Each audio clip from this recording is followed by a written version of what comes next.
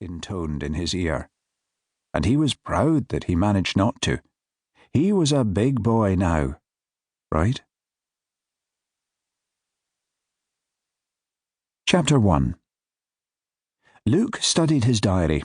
2 appointments today, none tomorrow, and 2 the day after that. He was hardly winning at this new therapy business, but still it was better than last week, when he'd had a total of 2. Slowly, his network of peers all told him. It takes at least a year to build up a business in alternative medicine. Don't expect it to happen overnight. Perhaps the end of the year, leading up to the holidays, wasn't the best time to launch a new practice. All of it meaningful and well-intentioned advice, but he guarded against accepting it as the truth, because if he lowered his expectations too much, he felt sure his new venture would fail, which couldn't happen. He had bills he was struggling to pay and a child to feed. Looking around his workspace, essentially a posh shed in his small garden, he examined it as if he were a client.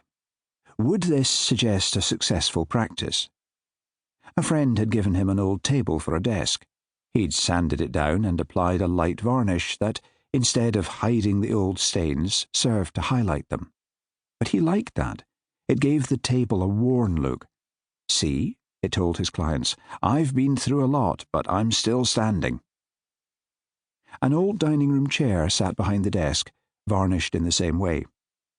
In the space in front crouched a matching pair of the most comfortable armchairs Luke had been able to find. They were second-hand, but the mechanism that allowed one of the chairs to tilt back was still in perfect working order. That and the soft grey mohair throw combined, he hoped, to make the client set aside their apprehensions about talking to a complete stranger and telling him their deepest fears.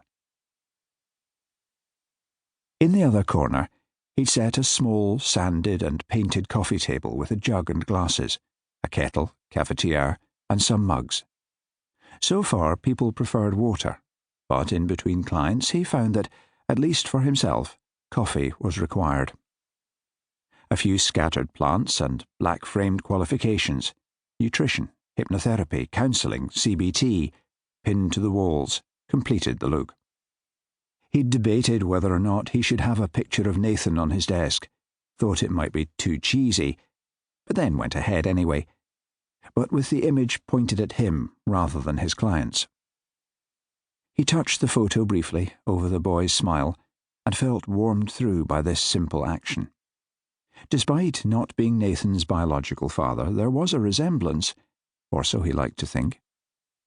But there in the eyes was his mother, Lisa, dead 3 years since. The breast cancer had been treated, but it came back with a vengeance. His throat tightened and he felt his eyes mist as he remembered those last days. He had been there at the end, along with her mother, Gemma, both of them sobbing, unwilling to let go, unable to deal with the remorselessness of the disease. Lisa, pale as bleached bones, graceful in her stoicism. "Something," Lisa gripped his hand, "that reassures me." Her smile was a tremulous thing, laced with fear but gilded with hope. "Nathan has you." "Don't," Luke had said. "You're going nowhere." He bit his bottom lip.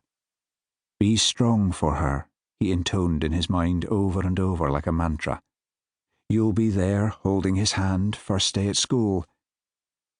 Her eyes lit on his, and she poured strength into him, strength and acceptance.